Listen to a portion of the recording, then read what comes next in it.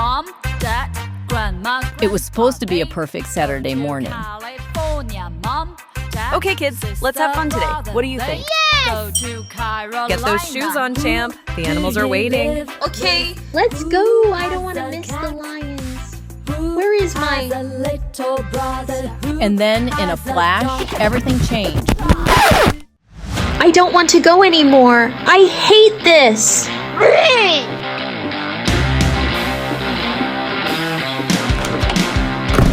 He was fine just a minute ago.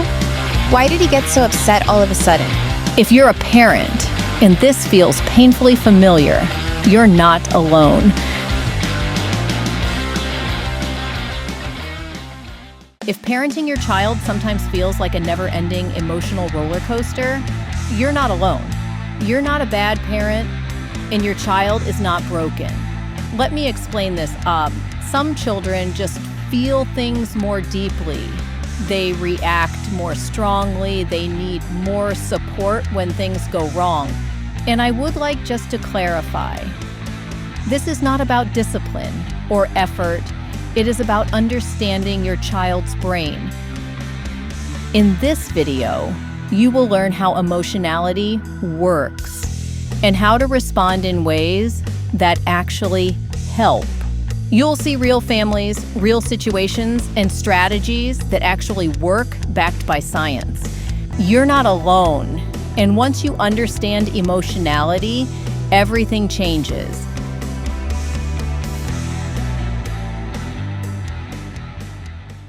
For decades, most experts believed that parenting alone shaped a child's personality. But as scientists studied families, they began to notice something strange. Twins raised apart turned out to be more alike than siblings raised together. One famous case, 3 strangers who discovered they were triplets, separated at birth, and had nearly identical personalities.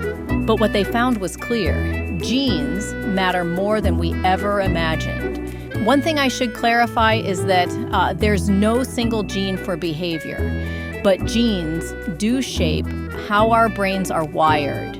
Complex behaviors are shaped by hundreds, maybe thousands, of genes working together.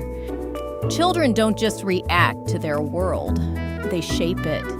As an example, a shy child gets treated differently than a bold one. Even in the same home, 2 children may feel like they are growing up in different families.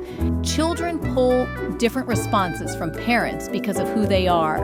Also, kids naturally seek out environments that fit their temperament. We live flooded by many parenting styles and parenting information, but what we need to understand is that what works for one child might backfire with another. We need to start seeing parenting and genes as working together, not against each other. That means your influence still matters, and it's crucial. Now, let's talk about the big 3 dimensions of temperament. Researchers break temperament into 3 main traits: emotionality, extroversion, and effortful control. Emotionality is how strongly your child feels, joy, fear, anger, love. It is the eye volume knob on emotion. On the other hand, we have extroversion, which is your child's natural social energy. Some recharge in crowds, others need quiet. And then we have effortful control, which is the ability to pause, redirect, or wait, even when it's hard. Kids are not just high or low in these traits, they fall somewhere in between. That's why each child brings a different mix of strengths and challenges. What matters most is the match between your child's temperament and their environment. This is called goodness of fit. When your parenting matches your child's temperament, everything works better. Your own temperament as a parent also plays a role. Knowing yourself helps you connect with your child. Parenting feels easier when you and your child share similar traits. You naturally understand each other. But when your traits are different, things can get harder.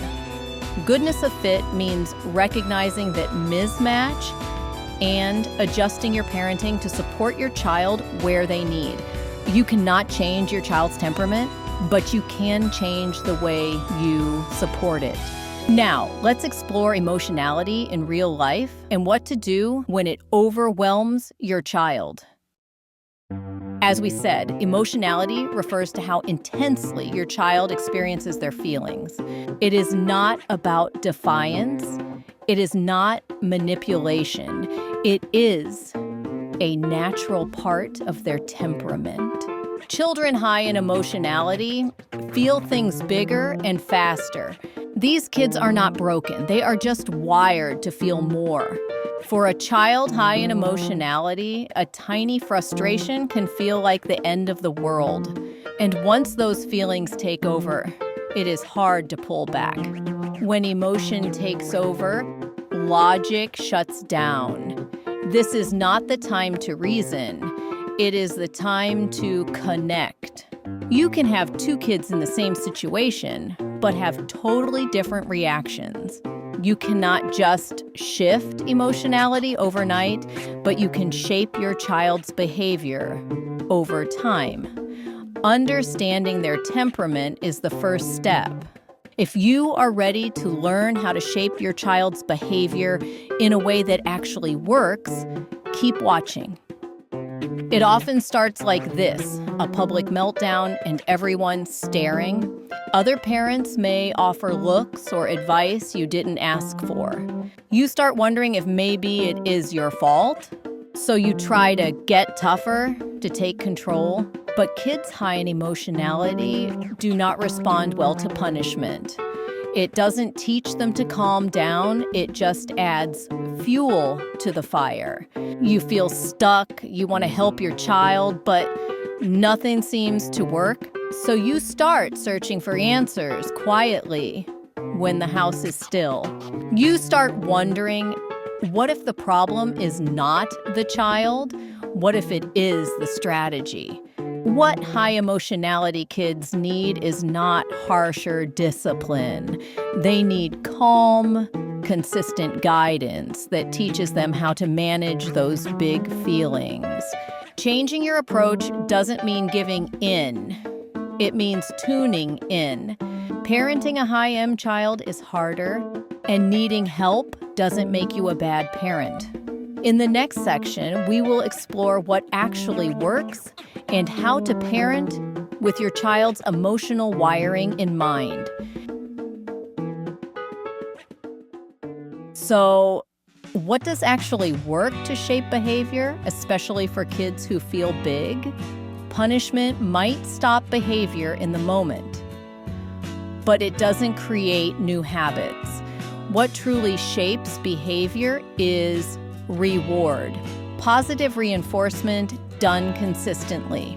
The problem? Most of us are quick to notice what went wrong and forget to reinforce what went right. Every ignored good moment is a missed chance to guide behavior. You don't need a sticker chart, just enthusiasm, attention, and good timing. Let's say your child usually fights bedtime, but tonight, he heads upstairs after just one reminder. Even if it is not perfect, notice the shift. Name it, celebrate it. Your child thinks, that felt good, I want more of that, and that's how new habits form. To work, rewards need to be enthusiastic, specific, immediate, and consistent. Sometimes your child does something you just cannot ignore.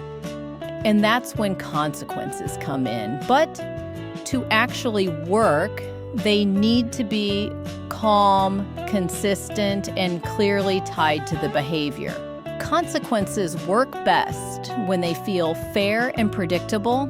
If you react in anger, your child will focus on your frustration, not on what they did. That's why less is more, and timing is everything.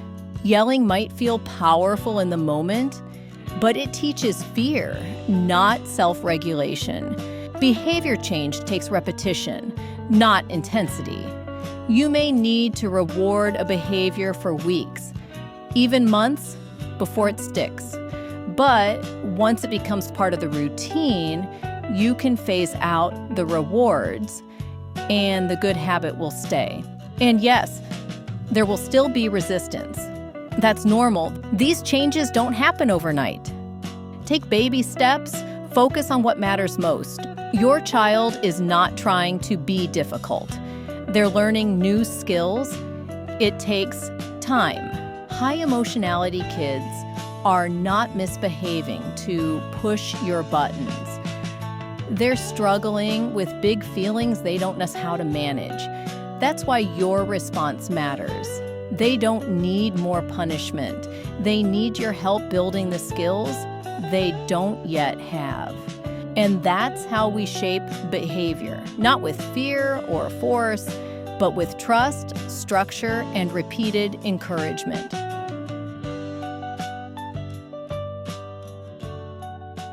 Your child is not acting out to get attention, and they're not trying to make your day harder. The real issue is not motivation. It is emotional regulation. They're overwhelmed by feelings they don't know how to manage. You don't have to solve everything in the moment, but you can show up with calm, connection, and a willingness to listen.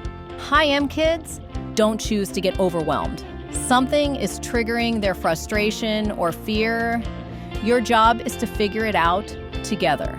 Think of yourselves as a detective team.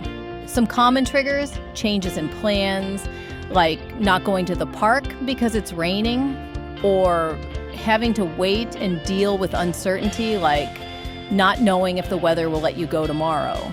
Other triggers, being asked to do something hard, like homework, or stopping an activity they love, like playtime in the bath. Missing people or plans can also hit hard, like a friend canceling, and so can time pressure, like rushing to get out to school. Other times, they just don't know how to say what they feel, or it's all just too much. Crowds, noise, chaos. It overwhelms their system. Instead of reacting fast, pause. What just happened? What set them off? When parents impose without understanding, high M kids dig in deeper. Invite your child into the solution, listen, and build a plan together. Don't rush it. Kids won't always open up right away, but with patience, you can make a plan that works for both of you. Every child has their own pattern. Don't try to fix everything. Start with one trigger, then go from there. If you sneak your plan in, they will feel manipulated. Say what you're doing. Respect builds trust. For tricky moments like transitions, make a plan in advance and adjust it as you go. Involve your child in that plan. Big feelings lose some power when we name them. That helps your child let you know when one is coming on before they explode. This is slow work. It takes practice and patience, but every little win counts. Let your child know you see their effort and believe in them. Of course, showing up for your child means you have to take care of yourself too. Parenting a high M child is not easy. It takes patience, flexibility, and a lot of emotional energy, sometimes more than you feel you have. You are allowed to feel tired. You are allowed to say, "This is hard." It doesn't make you a bad parent. It makes you human. When your child's emotions run high, what happens to yours? Taking your own emotional temperature is just as important. You are not just the teacher. You're part of the emotional climate, and your own temperament affects how you react under stress. You are going to mess up. We all do. But the good news is, repair matters more than perfection. So, how do you know if your child's emotionality is beyond typical? The answer: when it consistently disrupts daily life, at home, at school, in relationships. If emotional struggles are affecting their world or yours, it is okay to get help. Getting help doesn't mean you failed. It means you care enough to show up differently. You are not doing this alone. Thousands of families are working through the same challenges and learning to thrive. So yes, take care of your child, but take care of you too. You matter just as much. Putting it all together doesn't start with your child. It starts with you. You will face the same challenges, the tantrums, the resistance, the big emotions. But now, you respond with calm and clarity. You've set clear expectations, so transitions feel smoother. Your child knows what to expect and what's expected. There will still be meltdowns. Emotionality doesn't vanish overnight, but now you know what to do when it shows up. You've learned how to reconnect after hard moments, to model how to move forward without shame. You are noticing and reinforcing the behaviors you want to see more of, and it's working. Your child is learning how to name their feelings. They are beginning to regulate instead of react. There is still work to do, but now you are not stuck. You have tools, you have hope. Every time you choose calm over chaos, every time you listen instead of lecture, you are shaping your child's future. This work is not easy, but you are not alone, and you are already doing more than you think. The goal is not to raise a child who never melts down. It is to raise a child who learns how to navigate those moments. With your help, when you slow down, stay calm, and choose connection over control, you are doing something powerful.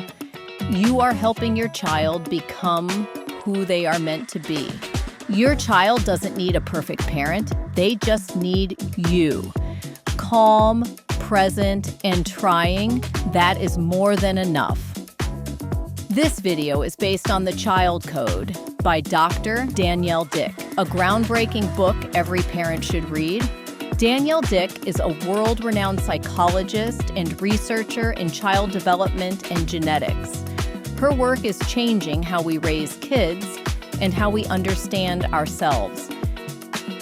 If you have made it this far, thank you for caring, for showing up, for doing the hard work of parenting with empathy and intention.